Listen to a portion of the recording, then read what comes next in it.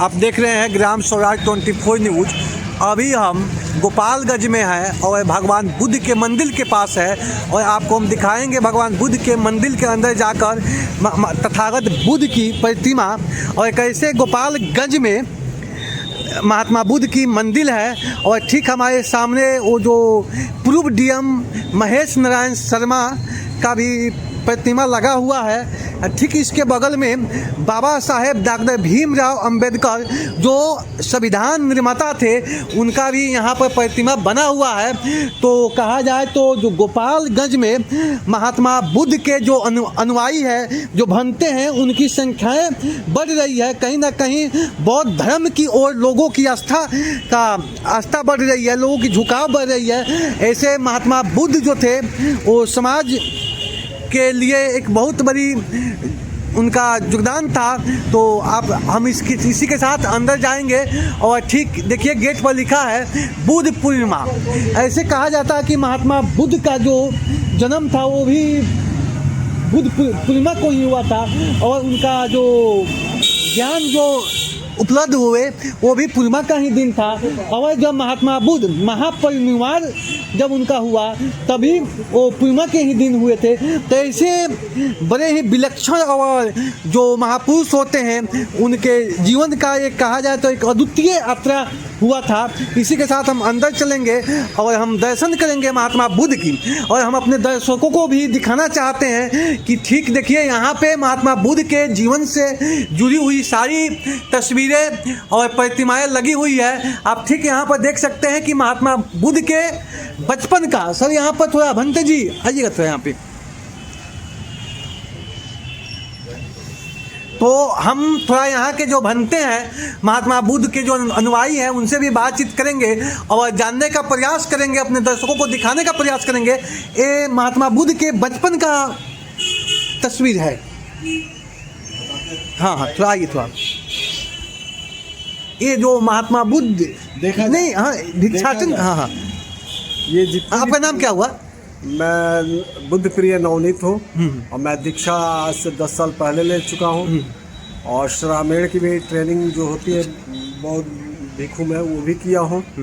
और रही बात कि महात्मा बुद्ध के बारे में अध्ययन भी किया हूँ और समाज में बौद्ध धर्म के प्रचार प्रसार में लगा रहता हूँ।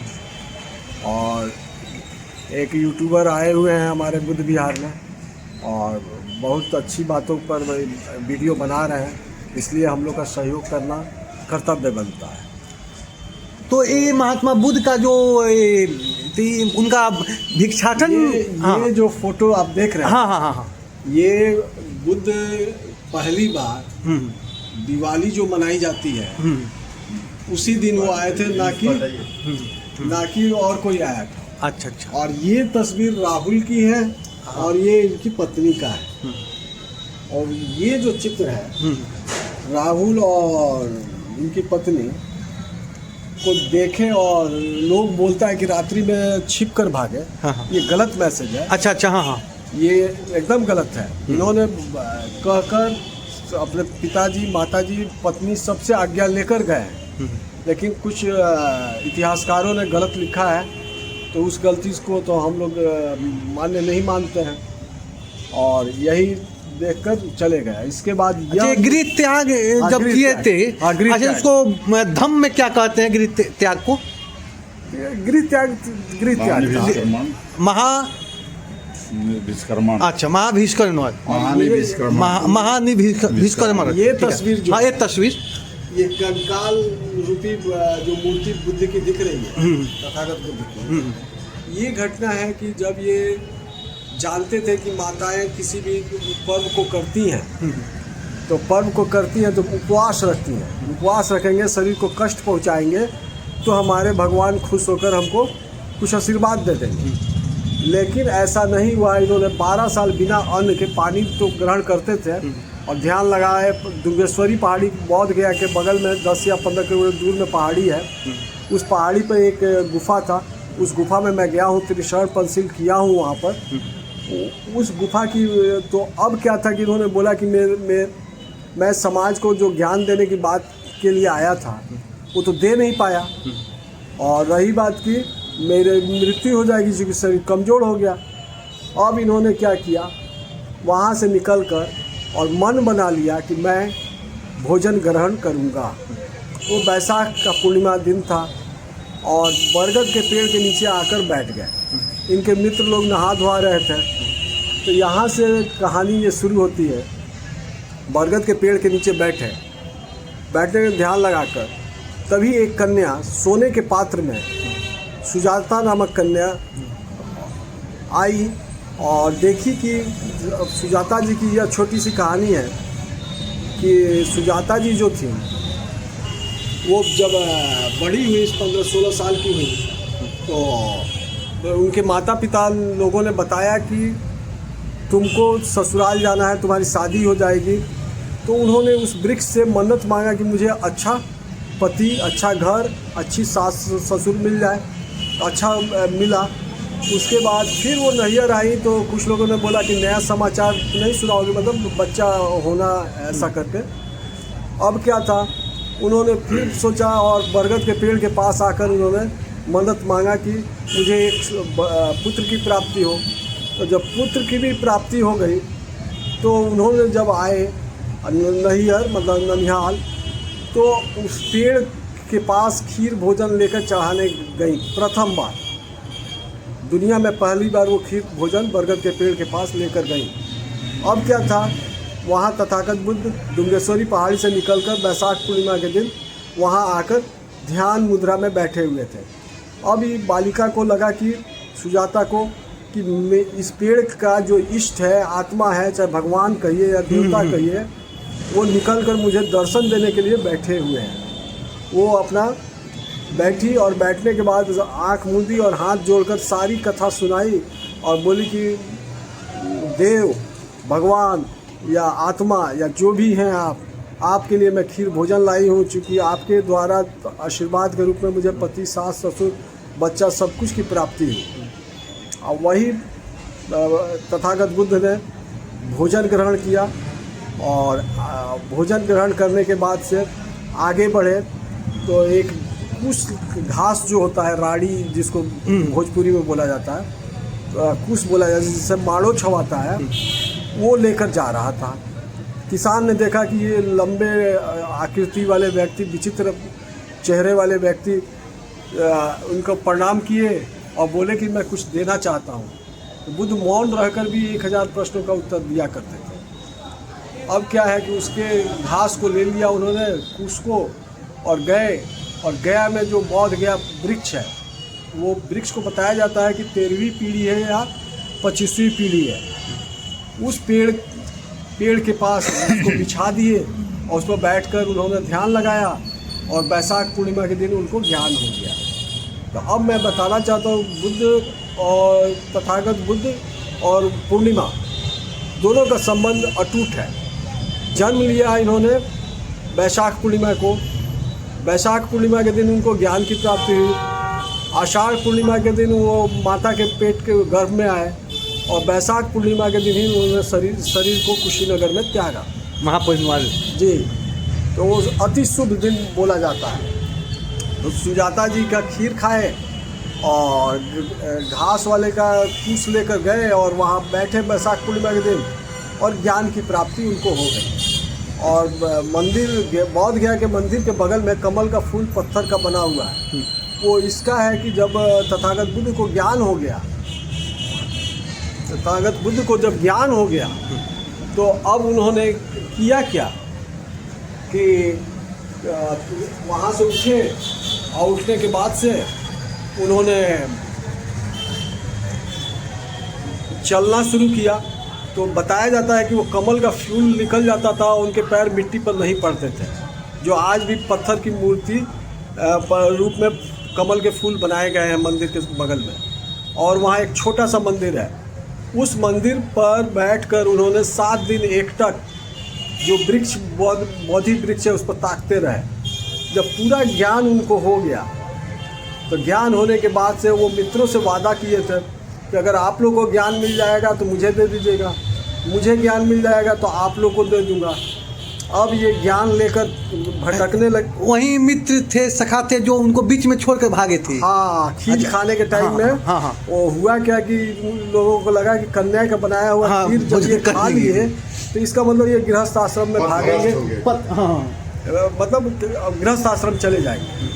तो वो लोग अपने को श्रेष्ठ बनाकर बोला कि मित्र अब हम लोग जा रहे हैं और तुम अपना दिन दशा देखो। तो बुद्ध किसी बिंदु पर चर्चा नहीं किए, उन्होंने सिर्फ एक ही बात बोला कि मुझे ज्ञान मिल जाएगा तो आप लोग को दूंगा और आप लोग को मिल जाएगा तो मुझे दीजिएगा। इसके अलावा एक भी लाइन आगे और पीछे नहीं बोला उन्होंने। अब क्या था, जब ज्ञान मिला तो ये खोजते निकले, तो इस ग्राम में, तो इस ग्राम से इस ग्राम में गए लोग, ऐसे करते करते आषाढ़ी पूर्णिमा के टाइम में, वैशाख पूर्णिमा से जोड़ लीजिए, आषाढ़ी पूर्णिमा के दिन ये लोग मिला लोग सारनाथ में।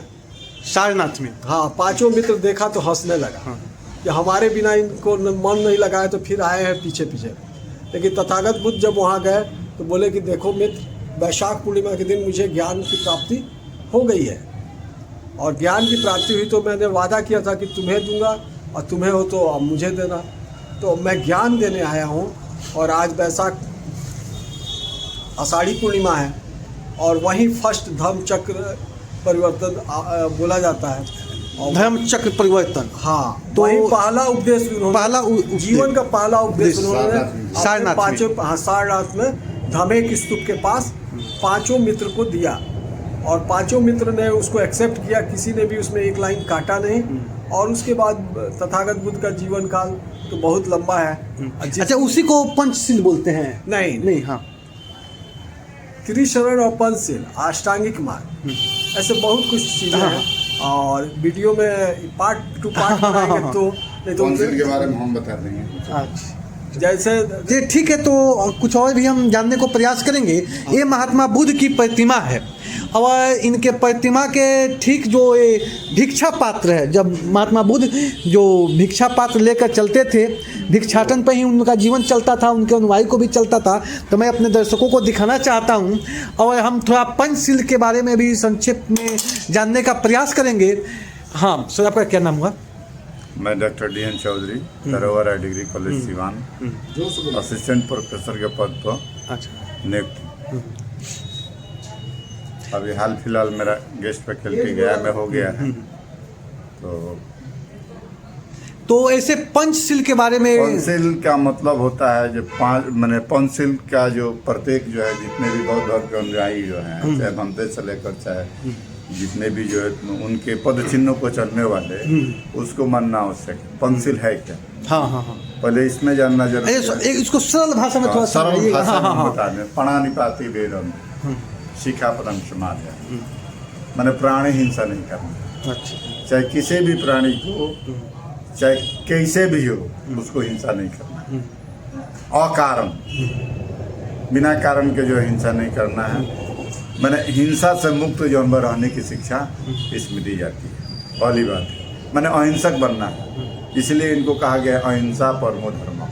दूसरा जो है अधीन दाना वेदम नहीं शिखापदम समाधि।